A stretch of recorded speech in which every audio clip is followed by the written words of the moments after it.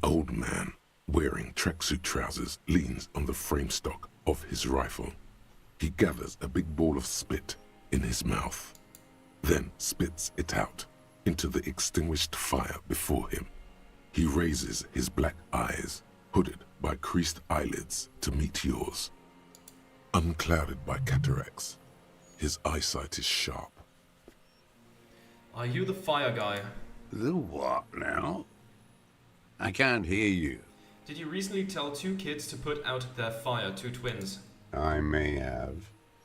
All sorts of little rats have come sniffing around, trying to give up the position.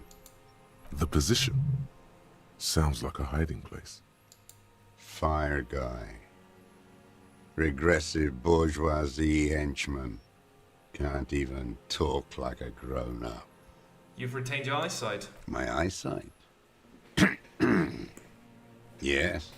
Helps me see all the shit. A shudder of disgust passes his right side. His left side remains motionless. Did you close the blast door? I did. And you opened it. How? I fueled the generator, then used the console. I should have burned that console down. He shakes his head. How did you know I was coming? Reactionary rock and roll music. He gestures Playing north. on the water. Told you we shouldn't play sad FM. But you didn't say that, Kim. I did. We have entered a world where he said you shouldn't. It is the only world. It was not rock and roll, it was sad FM. Sad FM, huh? I always hated that station. Phlegmatic, counter-revolutionary dirges.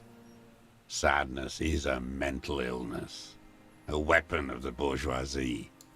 The fascists were right about rock and roll. It is degenerate, hip-gyrating, mental illness music. Nice gun you got there. It's not nice. It's a piece of shit. But it gets the job done. Is that a Bell Margrave? It's a Triangong 446. A Samaran rifle. How did you get hold of one? It was sent to us by our brothers in the Sinyao commune. Military aid. He pats the rifle. It has stayed true to him. He can still make it sing. The Sin Yao commune? You heard me. It's good now. Like chalk, white from the board. His gaze turns inward. Your weapon has stayed true to you, mine has stayed true to me. Put your hand on your belt. Yes, I bet you've killed a lot of people with it. You fascist fuck. Have you come to make me one of them? His grip on the rifle tightens. We have come to ask you questions. Nothing more. The lieutenant puts his hand on his holster. If you do not comply, we will take you in. Do you understand? Another spitball lands in the ashes. That's all the answer he gives. The danger levels here are hard to read. One moment he's a fire, the next a fire gone out. Sir, I need you to put down that gun so we can talk further. We're with the police. The lieutenant pulls his pistol from the holster. You are a glorified night watchman. This is a service rifle. I can only lay it down before an enemy commander of corresponding rank. I am an enemy commander of rank. Put it down. The words, "I am an enemy commander," sound cold as iron from your lungs. The old man still hugs his gun. And what rank would that be? Lieutenant W. Freighter. A big wheel of the 4th Regiment of the Pederast Army. To hell with it. It's a walking stick anyway. It's out of bullets. The old man lays the rifle down carelessly, then stares at it, just lying there. Like an amputated limb in the sand. Let's pick up the gun. His gaze follows your motions. The rifle feels surprisingly light in your hand. Frame stocked and patched in places. with tape and wire.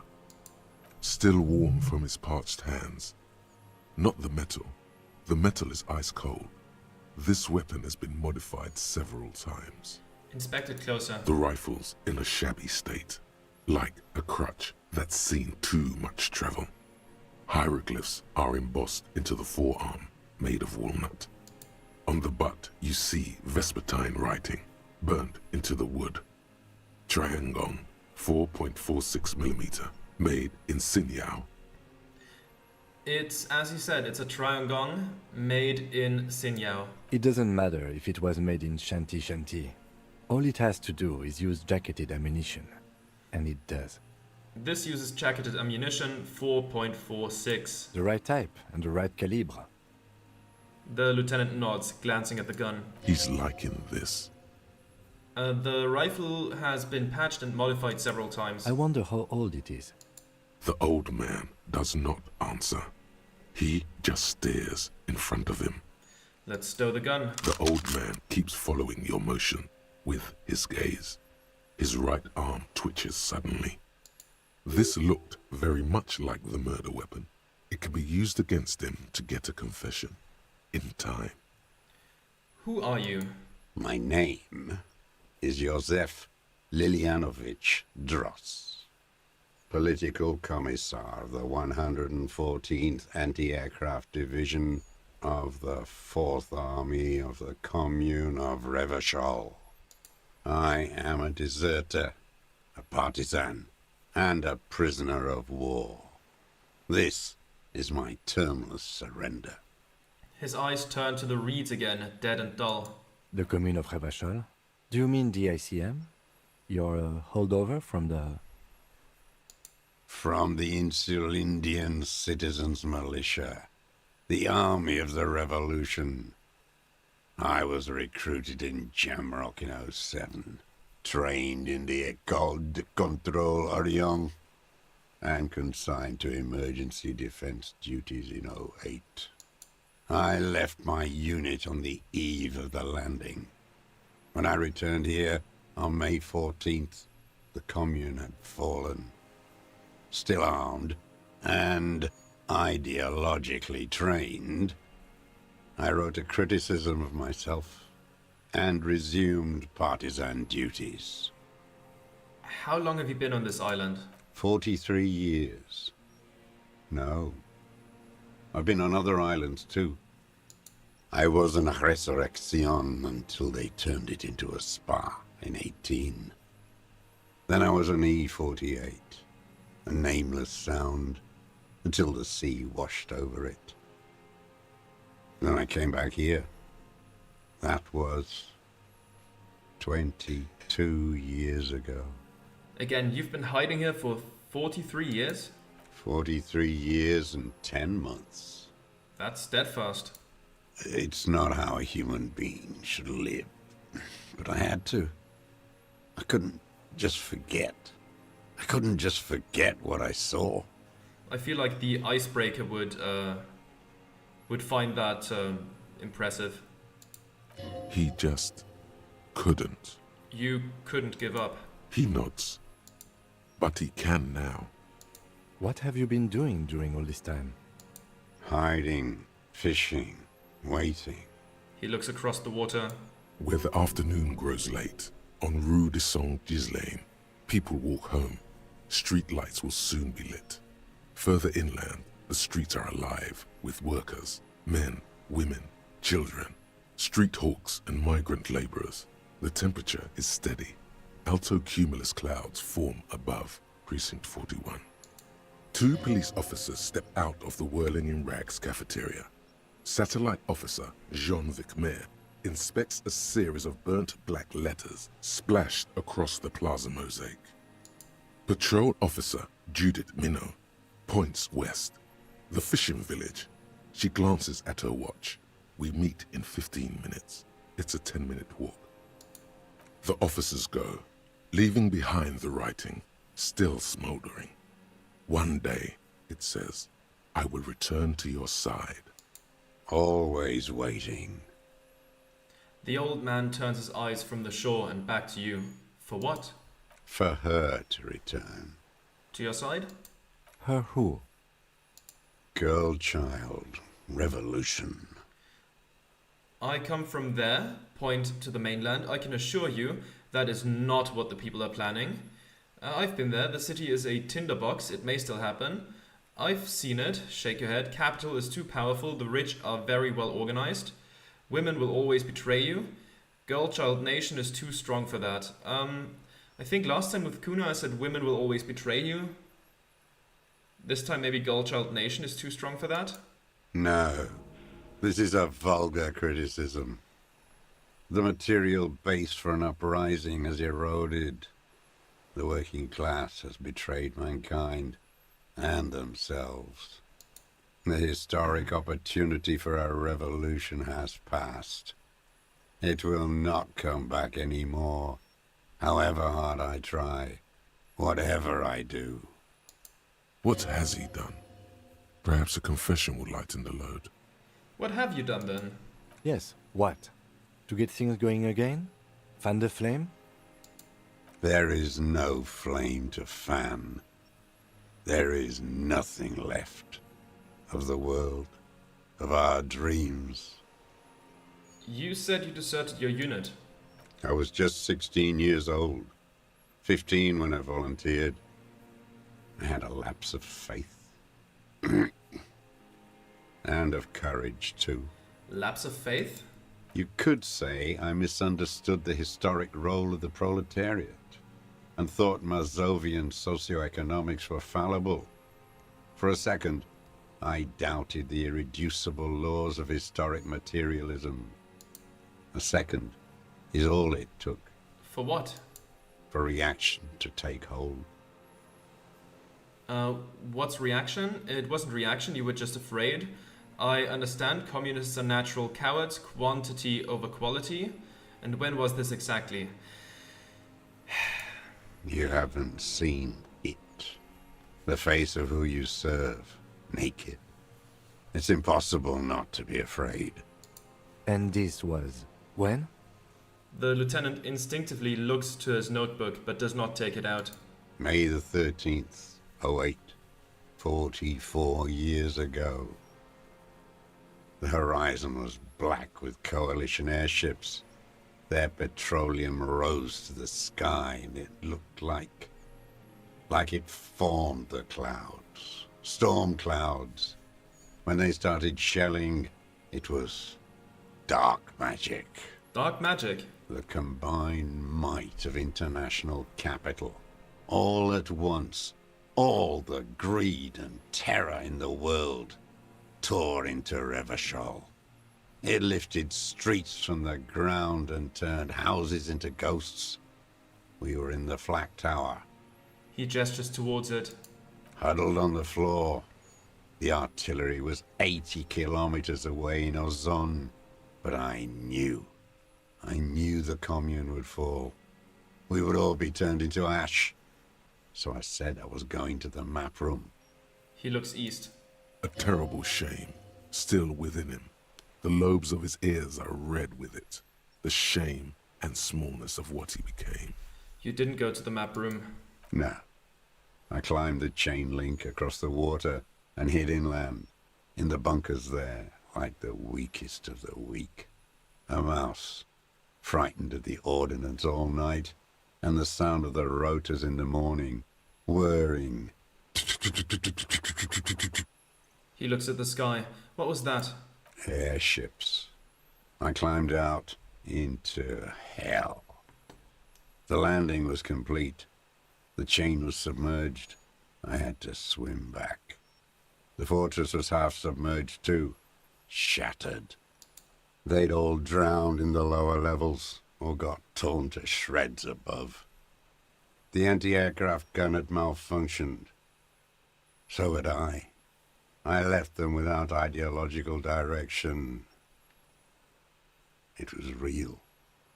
I'd seen it. I'd seen it in reality. Seen what? The mask of humanity fall from capital. It has to take it off to kill everyone, everything you love. All the hope and tenderness in the world. It has to take it off just for 1 second to do the deed. And then you see it, as it strangles and beats your friends to death. The sweetest, most courageous people in the world. You see the fear and power in its eyes. Then you know. What? That the bourgeois are not human. You've lost your mind. I've always suspected the same. That's definitely enough now. Say nothing, let him finish. We said you've lost your mind last time, I think. What else does he have to say? I had to. I had to fight it. I had to never stop. The old man falls silent. His black eyes keep piercing your skin as he looks to some great distance behind you, shaking his head slowly, retreating from it. What is this place, this island? It's not an island, Dwat. It's a defensive fortification of the commune of Revachol. And I am its last surviving defender. What was it used for? The congenitally deformed King Philip II built it to restrict access to the Bay of Revachol. We captured it in '02, retrofitted the fort with an AA gun to defend against an airborne landing. Against the whole world. You mean the landing? Retaking of Revachol? Coalition military called it Operation Deathblow. I later found out on the radio they called it Deathblow. You're one of them. Tell me, who speaks like that? We had 50 million people on Caillou alone. First, I'm not one of them. Coalition military, someone who's come to end this madness. Murderers, I know what you mean. Someone who's come to end this madness. Iblis, Iblis? the black-eyed angel. He nods. How have you survived all this time? How does anyone survive? I steal. Now hold on there. That's a choice. You could have become self-employed, create the system. You're insane and grotesque. Everyone steals. Vegetables, supplies. It's the life of a dog. He coughs once more, then puts his hand on his belly. How is your health, Mr. Dross? I've been throwing up blood since winter. Red, like beetroot. Been passing it in stool, too. Okay. The RCM can provide medical services. You need to be looked over.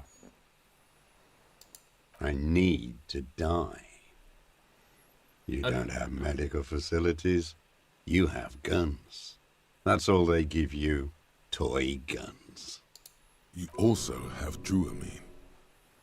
We have Druamine and other opioid-based painkillers. You must be in pain. This is a serious situation. You need to be looked over and we can do it. How have you coped mentally? Let's go with the first one. I have been running out of that stuff. A light goes on in his eyes. He smacks his dry lips. There's no way he could manage the pain without them. It's safe to say he is addicted to painkillers by now. You like that Druamine, don't you? It's the little joys. The dark joke. A sunshiny day. Morphine. This is a serious situation. You need to be looked over and we can do it. There's nothing to look over. The triage is in, and it's black. Administer morphine. Moribund. How have you coped mentally? I haven't. I have holes in my brain. Years missing. Others filled with pain only. A decade of... His eyes roll into his skull and back. I don't even know what. Inferno? Not appreciatively. I also live in hell. I also have holes in my brain. You notice the lieutenant is about to say something. I also live in hell. At least you know it. The traitors of this city turned the lights back on in the 30s, after the fighting stopped. Ruins, glittering in the dark like a fucking merry-go-round. It's disgusting. He looks down at his shoes, his face parched from the sun, and the wind. There's a wince of pain in there somewhere. Are they not heartbroken? How could they have moved on? How have you concealed yourself all these years? It was hard in the Thames. I didn't have partisan training. They were searching for stragglers, those bloodhounds. Floodlights on the water at night. There were posters, campaigns. We communards still hoped, and they needed to snuff that hope out. The East capitulated. Martinez and Coal City were turned to dust. But Jamrock, Forburg, even Coron, and Boogie Street, of course. Those fucking kips had Marsov coursing through their veins. And others too. Some cordons of Revachol was still fighting. There were cells. I tried to contact them. Soon they all went silent. The frequency's dead. How did you get between here and the mainland? At night, I used a dinghy. I only went after dark then. When I got to the city, I stayed underground. Patrols, you lot, the commons too. They'd started snitching. In the city, you move underground? From bunker to bunker. Not anymore. No one cares now. I don't even have to hide. They think I'm another antisocial vagrant. I could walk straight into that town if I wanted. He falls silent, his gaze fixed on the shacks huddled together across the water. Why don't you just walk there? I don't want to. They're all traitors. Pigs, rabbits, and dogs. Men without ideals are only animals. He does not want to see life moving on. People forgetting, drinking, laughing. The weapons cache under Sarge's Lane 22B, point to it. In the basement, have you been there? So you finally found it. There must have been a small squadron's worth of arms in there. Belmer graves, right? They were damaged beyond use. I know. So you've been there? Sleeping. Some nights. Ammo scrounging on others. Those McGraves were shit, even before they corroded. Some had bullets in the chamber, however. There's a small bunker under the Feld building. Have you stayed there? The propaganda bunker. I used to, but not anymore. Propaganda bunker? They stored leaflets there. Broadcasting equipment, too. Made broadcasts, I think. Propaganda officers. I buried them with their leaflets. They killed themselves. 2 young boys. Killed themselves? A lot of our boys did. I spent some winters there. Never liked it. Kept thinking of them. No need to go underground anymore. It's better in the ruins, on the ground. One more question. Do you smoke Timotiri cigarettes? I do.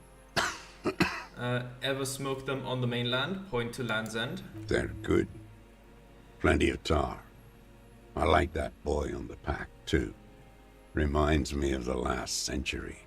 Tell me another thing. The old man looks across the water, at the city, the ruins, the motorways rising above it. You said this is your termless surrender. You're with the RCM. The coalition-appointed mob that enforces bourgeois morals in Revachol. A so-called Lieutenant W. Freighter. We're not coalition appointed, we just try to help people. That's right, we are with the good guys. We enforce the law, we keep these animals from killing each other. I know what it looks like, but I have secret plans to turn the RCM into a Masovian revolutionary unit. We're with the RCM, let's leave it at that. We keep these animals from killing each other. You're the RCM.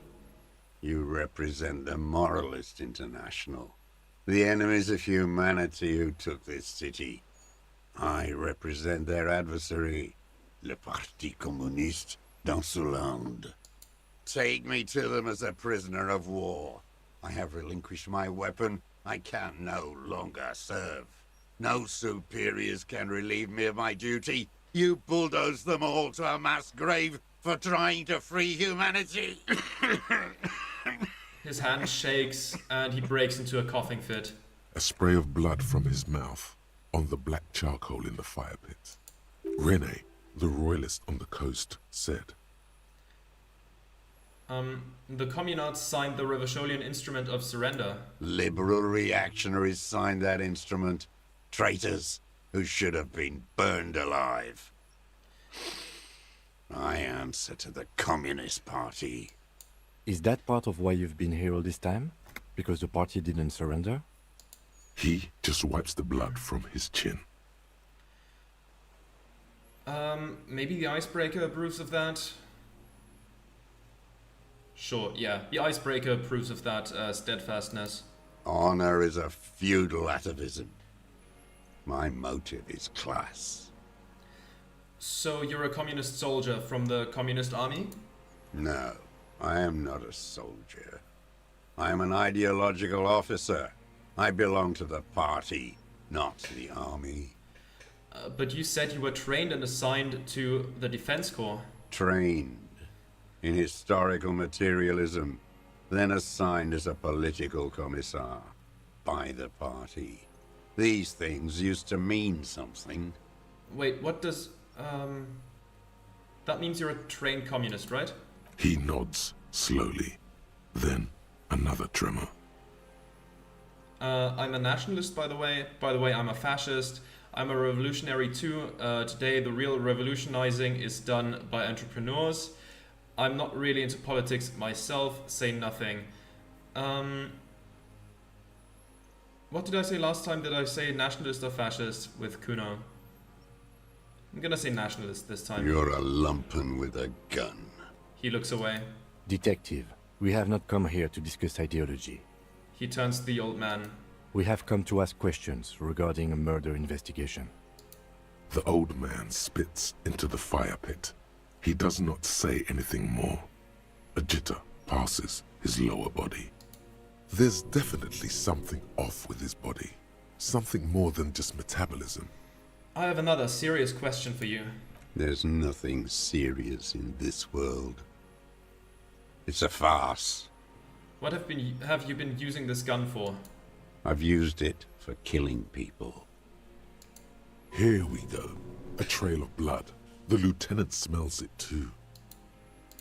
Killing people? It's a gun. That's what they're for. You want a moralist euphemism? Defending your family and your property. I haven't done that. I've used it to kill people. Interesting. During or after the war? There is no after the war. Class war is never over. Go in straight. No euphemisms. He doesn't like those. No. Be careful now. Slow and steady does it. Make him repeat it first. Don't mess this up. Remember, he wants to tell you.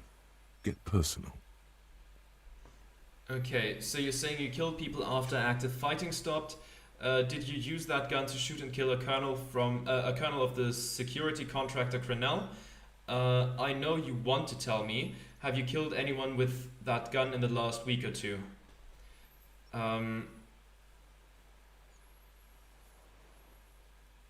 Let's go with the second one. The who now? He leans in and cups his ear. He heard you. He just wants to hear you say it. You're in. The corpse in ceramic armor hanging behind the whirling in rags. Did you shoot him? The fascist death squad who took a bullet in the mouth on the night of March 4th. His name was Lely. He was part of a security detail here in Martinez. A beautiful, strong man sent here by the honorable private military company Crenell. You know who I mean. Well, as I've said before, Everard said the fascists don't like foreign mercenaries either. His name was Lely. He was part of a security detail here in Martinez. Oh yes, that one. Ugly piece of work, that boy. Did you kill him?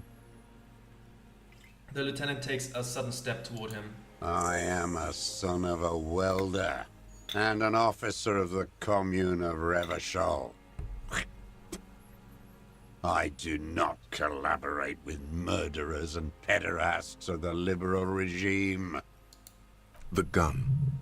The murder weapon is the perfect opener. The scent of blood in the air. But what else? There was something you can't remember. I don't need your cooperation, I've got this. Not a lot of guns around that use military-grade ammunition, are there? It's a real gun, not like your little musketeer pistols. I've seen you prance around with those, jumping hoops for the liberals. You look like imbeciles. Why don't you ask them to give you real weapons, eh? Going against automatic rifles with a flame bomb. Of course you got all those boys killed. Damn, he saw you. He's watched it happen. So he saw you. Okay. So what? Don't let it divert you. We saved a lot of them. Alan, that musician, we handled it. Like, fuck you did. You didn't handle anything. I watched it happen. You let those beasts rip right into them. Got the fat kid killed. The old man, too. None of those people mean anything to you. The vultures feed on this city, and you prepare the meal for them. You're getting diverted. Push the gun. Only the gun matters. So you watched the fight. Did you like what you saw? The mayhem. It was all your doing, your plan. You got them killed. You don't know anything. A twitch runs across the right side of his face as he stares the lieutenant down. Stop changing the subject, we have it, the murder weapon. You know what? You're right. I'm convinced this made the shot. Should we call it? The lieutenant looks at the weapon demonstratively. I'm calling it. We have the murder weapon. Good. The lieutenant takes out his notebook and draws a single line. This feels good, doesn't it? Tearing things up like this. When you have the murder weapon, you have the killer. Murder. The old man does not say more. He just glances into the reeds and then twitches once more. Like a marionette on some invisible string. Well, I mean, I assume you've seen the other ending. Me doing the other ending. Right there where my mouse cursor is. There's something pulling some strings. Not intentionally, really, but right there. Already visible, sitting right here. This pushed him, but not enough. Just a little more. We've done the ballistics. The shot came from this island. I saw you poking around there, looking for evidence. You're damn diligent when it comes to dead fascies. Did you like the view? You had direct visibility. There are embrasures in the concrete, specifically meant for a top follower to use. And you had a long-range rifle in your possession. The lieutenant softens his voice. You have been here a long time, Mr. Dross. Too long. You need medical aid. I'm ready to die. I've done my part. He's practically admitting to it. Dead fascists for fascists. Done his part. You said fascists. You're admitting you killed him. It's the best uninterrupted line of sight into that window in all of Martinez. The view was perfect. With a pair of binoculars, I could have seen in the room. You said fascists. You're admitting you killed them. You're sad for your fascia brother, aren't you? One twig got broken. Now the others are sad. He waves his hand. There's a twitch. Then one more, one in his right eye. Almost. He almost burst out there. Keep piling arguments. Anything. Come on, what am I forgetting?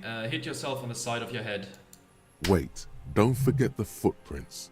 The diagonal prints in the dust in the secret space behind Classia's bedroom. Now, they're gonna come up. Ow. Yes, ouch. So good, it hurts. Those were not modern prints. Maybe don't beat yourself anymore, though. You're not immortal. I wonder what brand of boots you're wearing. Everything is brands with you individualists. Who cares what brand my shoes are? Sansa? Some shit. Show me the souls, please, Mr. Dross. Fucking imbecile. The old man stretches out his leg. A black and white spiral pattern covers the sole of the worn-out old running shoe on his feet. The maker is called Sensorique, and the size is 42 to 44. These are not the unusual horizontal patterned soles you saw in the dust on the floor of the hidden room. They do, however, seem to be about the same size. The size fits, but not the sole. The lieutenant comes to the same conclusion. I'll just roll it, let's see. Simpler? No. This is another loose thread you will never connect. Goddamn footprints everywhere, I hate them. The lieutenant raises his brow. What are you doing? He's thinking. We almost got him here. Not now. Stop yourself. What do we do now? We're not getting these prints to match. People change shoes, detective. It was you. You were there, weren't you? Crawling and whirling in rags. What were you doing? Some kind of reconnaissance? Preparing the scene? Listening in on her? Trying to rack your brains. You're desperate to report something back to your masters. They must have really loved that dead fuck. The old man stares at his own prints in the ash around the fire. Silent suddenly, some strange process within him. A gush of wind. Seagulls in the distance. You know who he was. A coalition-trained murderer. Armored and armed. He wasn't human. The blunt end of a hammer. Dripping with blood. He was a soldier too, he was a man. Beating us to the ground. Moaning with joy. You hounds get so thorough when a company-trained killer dies. I haven't seen you on this coast for 40 years. You know, maybe I should have killed one sooner. Got your attention. Now you stop beating druggies and prostitutes in your basement. Now you come to investigate. Not when they die by the hundreds. He breathes through flared nostrils. This is it. Shot him. Shot him. Say shot him, not killed him. So you shot him. Oh, the inhumanity. One paramilitary less in Revachol. You can almost see him squeeze a tear out of his eye. His fists begin to tremble from the anger. The lieutenant raises his right arm to hush you. Hush. He does not need to be pushed anymore. The ball is rolling. How did you... I had them in my sights. Both of them. Him and the whore. I was breathing with them, in phase. And I pulled the trigger and flew on the air until I landed in his mouth. He begins to smile. I didn't think I had a shot like that in me anymore. I did. I saw him kneel there with his mouth full of death, and that stupid look on his face. And his dick still in her. Then what? Nothing. I went to sleep. Next morning there were Maybells everywhere. The world was white, or what's left of it anyway. My last spring here. I knew the fascists would come to avenge their own. And so they did. Mr. Dross, are you aware you're confessing to murder? The lieutenant asks after a second of silence. Yes. A single word is all he gives. And you were looking at them, the victim and a young woman, having sex, through the scope of your rifle that night, before you shot him? The lieutenant takes out his notebook slowly, very slowly. The old man nods. Why? Because that's what they were doing. He shrugs, then smacks his lips. I don't understand. Do you, detective? I don't understand this part. Why were you looking at them that night? I'm always looking. He cocks his head to the side, then turns his eyes to the city. Another tremor passes his right side, lower in intensity. Are you always looking through the scope of a rifle? I'm just trying to understand. A rifle's scope has the best magnification. Helps him see all the shit. And if you don't like it? Click. If it's part of the shit you see, Then you pull the trigger? Yes. Think of it as a form of critique. Start with when he first saw him. It will give him a chance to ramble. okay, let's see. Oh, do we just arrest him? Like, we've extracted his motive before with Kuno. Yeah, you're under arrest for the murder of the Cornell Colonel here in Martinez. Is what you plan to say. Oh, Before you can get past, you're under. The lieutenant interrupts you. Officer, are we sure? We could maybe get more. we've been thorough enough. Józef Lilianovich Dras, you are under arrest for the murder of the Colonel Lely. You will be taken to the nearest precinct holding area for preliminary investigation. What? The old man's But you eye- said I would be taken to the... The old man's eyes fill with sudden, unexpected terror at the words. The wind picks up. The silence on the water is broken all around you. Little shivers of waves appear. The lieutenant continues, like an incantation. Your wayfarer rights have been suspended. Information provided to the officers on the scene will be used against you by the prosecution. You will be given legal counsel within 1 week and must face court in 44 days. Do you understand? Do you understand? But Do you understand, sir? no, I don't want to. I have to stay here. He looks at the reeds, eyes submerged in growing terror. He's sweating. Beads are forming on his forehead. Pupils are dilated too. Eyes getting blacker and blacker. Your confirmation is not required, sir. Now on to the boat. First, does it have room for 3? Not really. We could escort him to the pier, then either one of us can take him inland while the other stays here. But There's something you're not getting here that he's realizing. But what? who watches over him there while I come back for you? Maybe I can just ask that net picker to watch him? This is no harmless old man. The lieutenant shakes his head. This fucking world. This world. What is this? Below the confusion and rage, a fit of jamais vu like yours? The thought passes, more pressing matters take its place. No, listen. Listen now. You could come back for me once you've taken him to the precinct. No, it would take a whole day on this island. You go and transport the prisoner. I'll be here. I can escort him to the pier with you. No need to be polite, I'll do it. This world. What are you talking about? Is this us? Your skin is crawling suddenly. And there it is.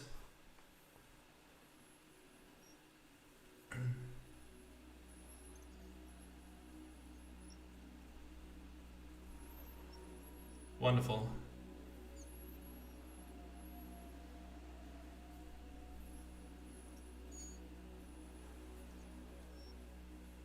A delicate tangle of arms and legs unfolds from the reeds, limb by limb, to then just stand there, moving its scythe-like arms in ghostly silence. What is that? What are you talking about? The old man looks at the reeds, then at you, the giant stick insect. There's nothing there. He looks confused. The stick insect is over 3 meters tall. It looks straight at you, with its tiny pinprick eyes and its grotesquely small head. You feel your legs shaking under you and your gun hand move to your holster to grab the gun. I've finally gone insane. You feel the lieutenant's hand on your back, and then you hear him say 4 words. I can see it. Thank God. If he can see, then you're not insane. It's really there, spinning slowly, in absolute silence, its limbs long and slender. Be very, very careful. The lieutenant whispers, then takes a step towards the giant arthropod. Okay. There we go. How long is... Still that long? Did I look at it wrong last time? If it's not done once we're finished talking with the Phasmid, I'm just gonna read a few books just to get that thought done. I don't know why it slowed down so much. Well, let's talk to the Phasmid. The creature stands on long stilt-like legs, antennae hanging from its head like a woman's hair, white and curled at the tips. It is no more than 5 steps away from you. The segmented antennae move with apprehension, searching for something that's not there. Reed-like tufts stick out of its joints.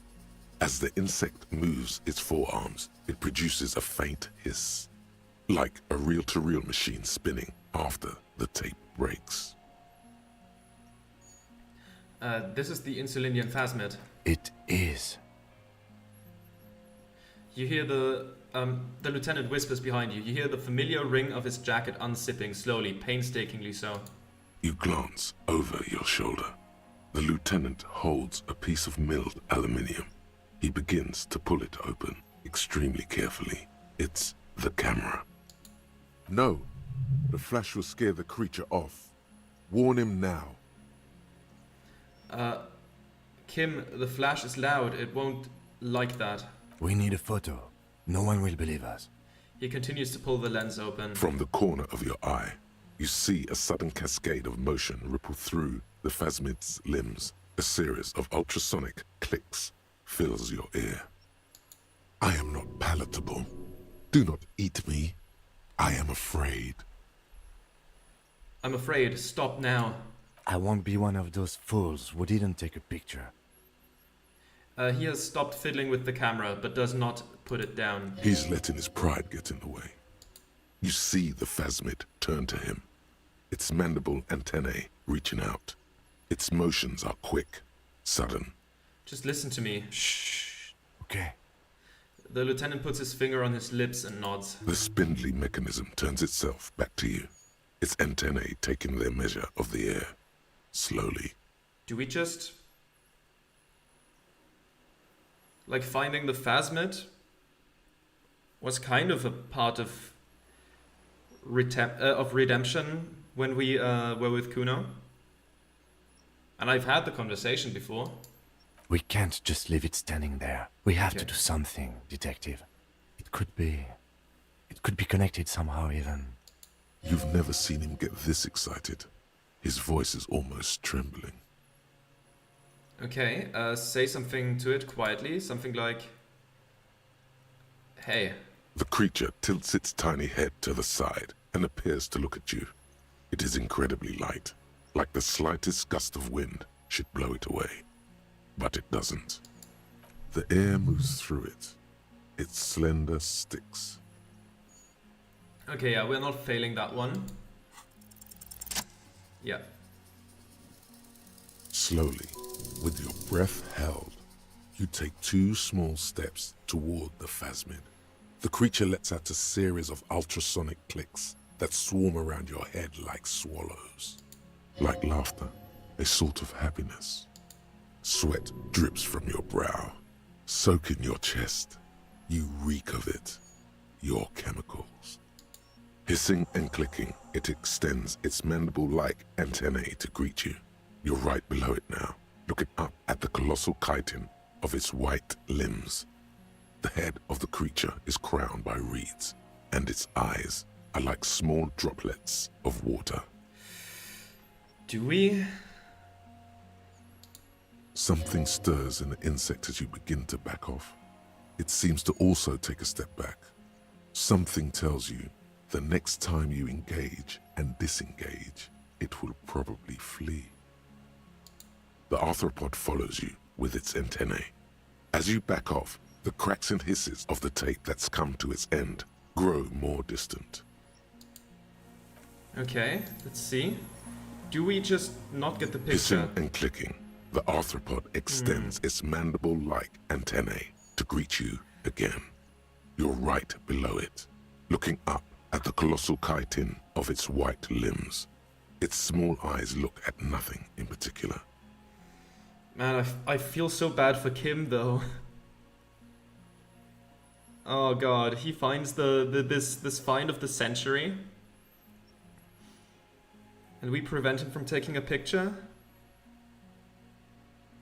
Oh god, that feels real bad. That feels real bad.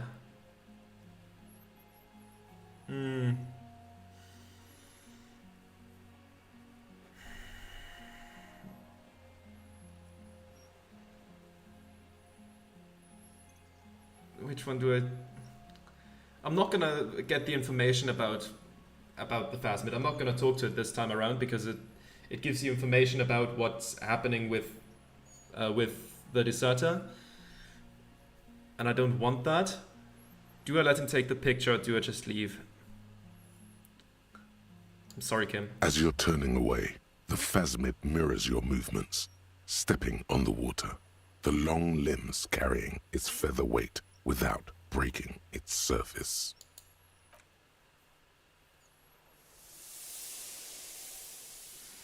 Oh, this feels horrible. This feels absolutely horrible. I'm so sorry, Kim.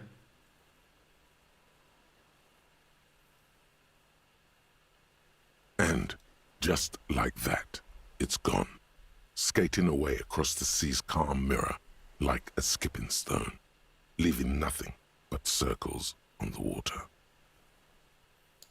And something under it, in the place it stood, bobbing there, among the reeds, a collection of items.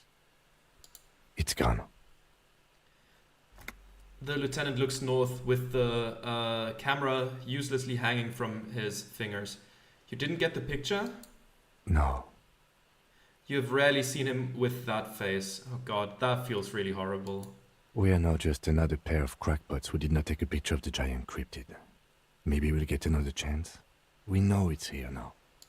He cannot believe what he's saying too much. It can walk on water? Apparently, yes. Like a water strider. Only... He shakes his I've head. never seen anything like that in my life. He shakes his head with amazement. What's that in the reeds? Looks like a nest of some sort. We should have a look. Okay, what now? What now? The old man behind you repeats suddenly. He's put his hand into the ash. It's dirty and black. In some kind of strange, semi-catatonic state. Our suspect is not looking so good. We need to check on him. Will do. First, helmet and scope. Brother, you've managed to collect all the armor pieces. Too bad it's too late for the big showdown. I don't think this helmet would have helped me anyway. Look down at your wound. At least my collector's impulse has been satisfied. I'm sure I'll have a use for this armor in the future. I'll go with the second one. Indeed, you found it all. Now your mortal coil is completely protected. Few cops are this futuristic. At least now I'm truly invincible. Okay. They've commented on this helmet when we were with Kuno, so I might just leave it off. I'm quickly put it on, and then what hat do we put on? Let's put on the asshole hat that, you know, we really shouldn't be wearing. Yeah, let's do that. And this has the passport of Klausje. What's this? Extract a motive. Inspect the Phasmid. Okay. Let's quickly check the passport. Oh, right, the Triangong. Can we not equip it? Okay, right, it's not a tool. And the rifle scope. We read that when we found them the first time with Kuno. And there's the passport. Let's interact with it. This passport, issued by the Sovereign Republic of Oranje, is issued to a black-haired woman called Katarzyna Alazie. Classius hidden documents. From the MT boy. Look at the photo. It's Klasia, with short black hair and glasses. She looks boyish, younger somehow. What was this doing in the Phasmid's nest? Maybe our man, Mr. Dross, took it from Classius, or whatever her name was. Hiding place, or I think the Phasmid took it. like a magpie? What a coincidence. Then it would also have collected the other objects, which would be highly unusual. I can see how the helmet could wash up on the island. And the scope. Maybe Mr. Dross lost it. But to seek this out would be very unusual behavior for an arthropod. It says Katarzyna Alazie. She said it would be for Anouk Meyer-Smith. Anouk Meyer-Smith. I told you she kept on lying to you. She's probably lying to someone else right now. Another detective. Katarzyna Alazie was supposed to be her real name. She lied to us. Yes, somehow she managed to lie to us. One more time.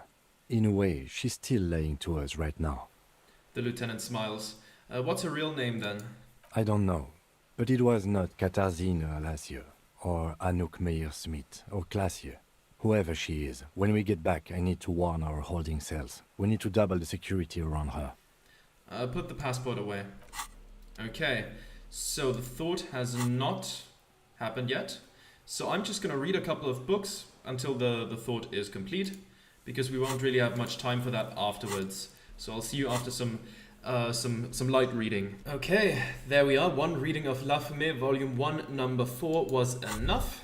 There's the thought. Finger on the eject button.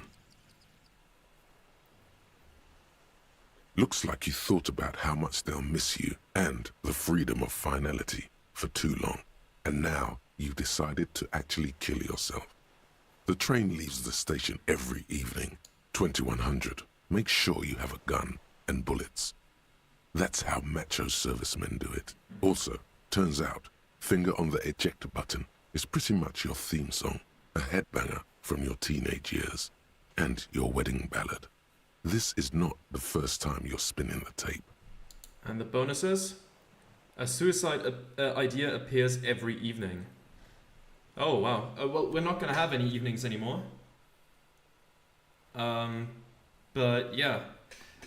I don't know how exactly you unlock that. Probably not that specific line. Maybe just if you say it enough times. You know, stuff like that. But yeah, we're not going to see what it does every evening, but at least we've unlocked it. Okay, let's talk to Mr. Dross. What is it? What do you want from me? I can't go. Sir, how could you not see the Phasmid? See. He stares at the reeds and falls silent. Mr. Dross? The man does not respond. He keeps staring, black eyes glazed over and bulging from their sockets, his gap-toothed mouth shaking, like an addict of some terrible substance. Snap your fingers under his nose. A light shiver passes him, followed by nothing. His hands are trembling, and he breathes slowly. He's going into some kind of psychomotor immobility. The good news is, this solves our transportation problem. Doesn't it, Mr. Dross? The trembling mouth appears to sigh. Between this and the broken tire he's used for a boat, I think it's safe to leave him here, while we go and get help. It will need to be medical first, I'm afraid. Hang tight. We should think about getting back to the mainland. To get help. He'll be safe here, if we don't take too long. Okay, let's head out then. Alright, was it this way? Yes, right here. Let's go through the door. And through the tower building. And out here. Okay, now let's see what Jean and the others have to say about me, and specifically what does Kim have to say about me after we didn't even extract a motive. I don't know how little of it you can solve, I don't know if you can go back without having at least gotten a confession. I don't know that. I might look into that, but let's go The back. skiff is swaying on the waves by the dock. Let's return to the mainland. Let's. We are done here. He says, adjusting his glasses as he looks out over the water. The skiff rocks gently under your weight as you get in. The ride back is uneventful and quiet. But for the sound of conversation on the water, there is someone inland waiting for you. Oh Two boy. men and a woman stand on the concrete square of a nameless village, looking at a small yellow boat as it draws closer. The sea is calm. You reach the jetty and climb out of the skiff. Okay, there we are. Now let's see what this conversation holds for us.